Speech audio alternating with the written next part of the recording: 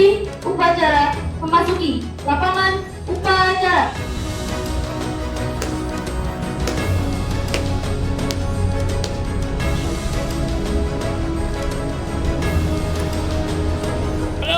Pembina upacara hormat gerak. Lapor upacara pengibaran bendera tanggal 4 November tahun 2024 siap dilaksanakan. Lanjutkan. Siap, lanjutkan. Pengibaran bendera merah putih diiringi lagu kebangsaan Indonesia Raya. Bendera siap.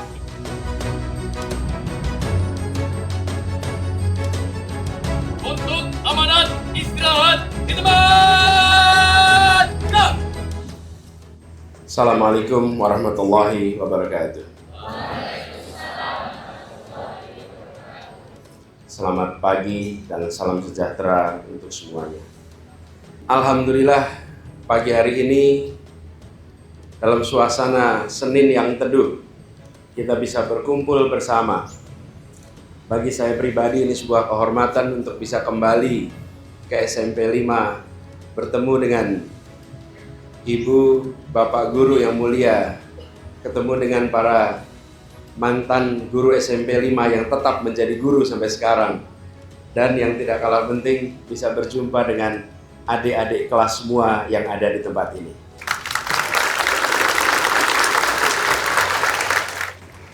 Saya panggilnya Nak atau Dek ya? Adik-adik aja ya? Adik-adik aja, karena kita di sini bicara saya sebagai kakak kelas dan yang kumpul di sini sebagai adik-adik semua di sini.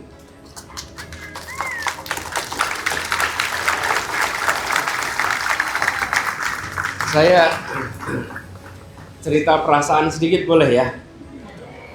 Berdiri di sini, kemudian menyaksikan derap langkah Tonti, rasanya kembali ketika masa Tonti dulu. Waktu itu saya dulu bertugas sebagai bagian dari peleton inti. Tugas saya menjadi, kalau tidak pengibar bendera, komandan pasukan paling kanan. Dan prosedurnya tetap sama, keluar dari lorong ini lalu menyebar ke kanan kiri petugas-petugas upacara. Kembali ke SMP 5 artinya kembali ke masa pengembangan diri. Karena itu adik-adik semua, saya ingin berbagi sedikit sebagai senior, sebagai kakak kelas. Adik-adik belajar di sebuah SMP yang insya Allah salah satu SMP yang terbaik di negeri ini. Karena itu jangan sia-siakan pembelajaran di SMP 5 ini untuk bekal perjalanan ke depan. Saya sudah merasakan sampai hari ini manfaat pembekalan yang saya terima ketika belajar di SMP 5. Jadi saya pegang gawai pagi ini. Adik-adik semua punya gawai, bukan? Punya gawai. Saya ingin sedikit bercerita. Kenapa penting untuk bicara ke depan dalam konteks gawai dan teknologi? Jadi, pernahkah membayangkan kalau gawai yang ada di genggaman tangan adik-adik ini itu merupakan komputer yang lebih canggih daripada komputer yang digunakan untuk manusia pertama sampai ke bulan dan kembali ke bumi. Komputer yang digunakan untuk pesawat ulang-alik itu dibandingkan dengan HP yang Anda pegang jauh lebih rumit, jauh lebih kuat HP yang Anda pegang. Beberapa dekade yang lalu, komputer berukuran besar dan hanya mampu melakukan penghitungan sederhana. Sekarang, ukurannya sangat kecil, tapi memiliki kemampuan ribuan kali lebih kuat. Dan mungkin teman-teman semua, adik-adik semua, akan bisa mengakses informasi, bisa komunikasi, bisa kreasi di dalam genggaman tangan. Karena itu, saya ingin berbagi soal ini untuk adik-adik antisipasi ke depan. Betapa meruginya adik-adik semua siswa SMP, apabila hanya menggunakan gawai ini untuk hiburan dan untuk kesenangan. Merugi kalau ini untuk hanya hiburan dan kesenangan. Ini adalah sebuah alat yang bisa menciptakan karya-karya luar biasa. Bisa berhubungan dengan orang-orang hebat di berbagai wilayah dunia. Apalagi saat ini teknologi artificial intelligence perlahan menjadi bagian yang menyatu dari gawai yang kita pegang. Adik-adik tentu tahu asisten virtual seperti Siri atau Google Assistant itu dapat membantu menjawab pertanyaan, bahkan bisa mengatur jadwal, mengatur kegiatan. AI juga membantu untuk meningkatkan kualitas foto, menerjemahkan bahasa real time, dan lebih banyak lagi. To our friends from Singapore, I've just explained to my fellow student that we have been blessed to have an advanced technology at our time. The complexity of our cell phone today is much more advanced than the computer that we use by the subtle vehicle that transport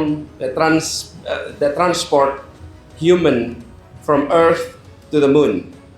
The first human ever landed to the moon were using the technology that was way less advanced than our cell phone today. So what I'm sharing here today with our fellow student is that we need to be aware of our potentials, of our technological comprehensions toward the future. Jadi, dari semua, manfaatkan teknologi ini seluas-luasnya untuk kebaikan diri sendiri, untuk kebaikan orang banyak. Dan kita harus jadi penguasa teknologi di genggaman kita. Jadi ingat-ingat nih, jadi penguasa teknologi, jangan dikuasai oleh, ingat-ingat, jangan dikuasai oleh tapi jadi penguasa teknologi. Dan untuk ibu bapak guru, kita berhadapan dengan situasi yang unik. Kenapa situasi unik? Di sekolah ini, anaknya abad 21, gurunya abad 20, ruang kelasnya abad 19.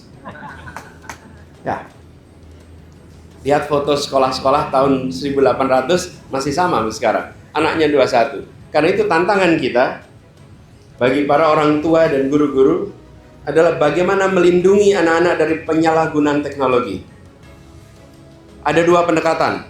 Yang pertama, ciptakan lingkungan yang steril, sensor, awasi, tapi kita tahu tidak mungkin bisa 100% steril. Pendekatan kedua adalah membekali anak kita dengan kemampuan untuk memilah, kemampuan untuk menghindari bahaya, sehingga anak-anak kita bisa menggunakan teknologi dengan bijak. Dan artinya anak-anak memiliki imunitas terhadap risiko yang datang bersama dengan teknologi.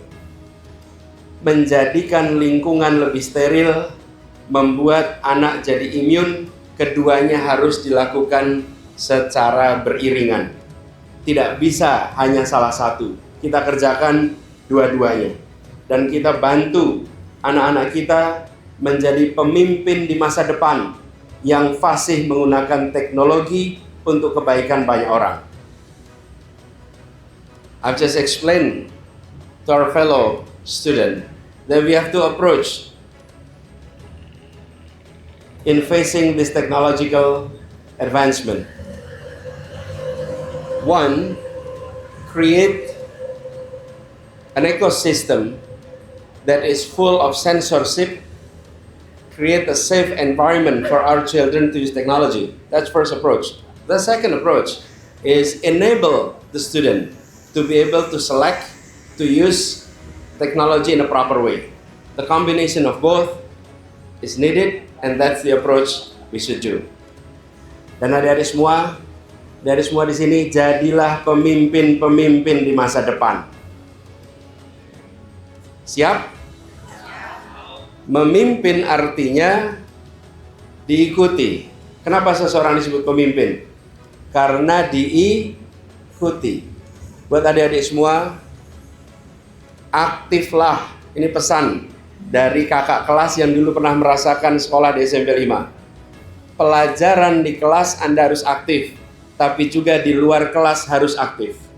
Jangan hanya aktif di ruang kelas, tapi harus aktif di luar kelas. Ikuti ekstrakurikuler, apapun itu. Ikuti kegiatan OSIS, ikuti kegiatan-kegiatan yang lain. Jadilah siswa SMP 5 yang sibuk, jangan siswa SMP 5 yang waktunya longgar. Kalau Anda sibuk, berarti Anda siswa SMP 5 yang baik.